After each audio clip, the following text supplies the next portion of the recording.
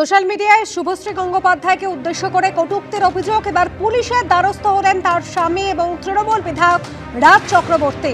টিটাগড় থানায় অভিযোগ দায়ের করেছেন রাজ চক্রবর্তী। মেসি দর্শনে বঞ্চিত হয়েছেন ফুটবল প্রেমীরা। হাজার হাজার টাকা দিয়ে টিকিট কেটে তারা মেসি দর্শন করতে পারেননি, আর সেই যুব ভারতীতেই মেসির সঙ্গে ছবি তুলে সোশ্যাল মিডিয়ায় পোস্ট কটূক্তির বন্যা। আর এবার রাজ চক্রবর্তী, তার স্বামী এবং তৃণমূল বিধায়ক তিনি টিটাগড় থানায় অভিযোগ দায়ের করলেন।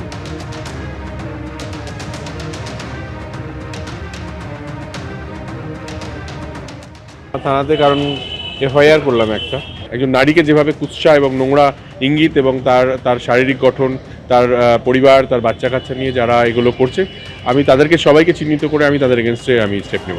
এই ব্যক্তিগত আক্রমণটা কিছু পলিটিক্যালি ইনফ্লুয়েন্স আর কি। খেলাতে যে ঘটনা ঘটেছে সেটা নিন্দনীয় অবভিয়াসলি। কটূক্তি করা হচ্ছে তার স্ত্রীকে, এবং এর আগেই তিনি সোশ্যাল মিডিয়ায় পোস্ট করেছিলেন। স্ত্রীর সমর্থনে এগিয়ে এসেছিলেন রাজ চক্রবর্তী, আর এবার টিটাগড় থানায় অভিযোগ দায়ের করলেন তিনি।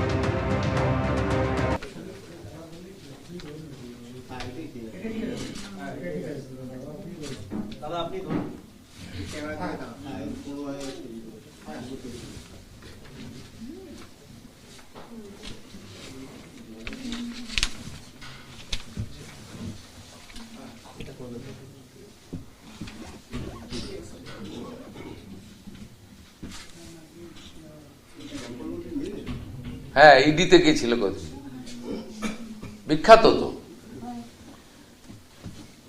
সকালে ঢুকছে, রিলে হচ্ছে, রাত্রে বেরোচ্ছে, রিলে হচ্ছে। রেস্টুরেন্ট থেকে 45 লাখ, ভাবতে পারেন? আপনাদের পুরো সাংবাদিকতার জীবনে যোগ করলে বেতন হয়তো অনেকেরই হবে না। রেস্টুরেন্টে পৌঁছে গেছে তদন্ত করতে, ওখান থেকে 45 লাখ। তাহলে বাথরুমে গেলে কত পাওয়া যেত বুঝুন। আর ইনি বড় বড় কথা বলেন, সোশ্যাল মিডিয়া পোস্ট করেন, বড় বড় কথা বলেন, চিবিয়ে চিবিয়ে কথা বলেন। এ হনু কত টাকা দিয়েছে? থানাতে কারণ এফআইআর করলাম একজন নারীকে যেভাবে কুৎসা এবং নোংরা ইঙ্গিত এবং তার শারীরিক গঠন, তার পরিবার, তার বাচ্চা কাচ্চা নিয়ে যারা এগুলো করছে, আমি তাদেরকে সবাইকে চিহ্নিত করে আমি তাদের এগেনস্টে আমি স্টেপ নেব। এই ব্যক্তিগত আক্রমণটা কিছু পলিটিক্যালি ইনফ্লুয়েন্স আর কি। খেলাতে যে ঘটনা ঘটেছে সেটা নিন্দনীয় অবভিয়াসলি। যারা ট্রোল করেন বা মহিলাদেরকে ইঙ্গিত করে কথা বলেন, আমি সেসব মানুষদেরকে ঘেন্না করি।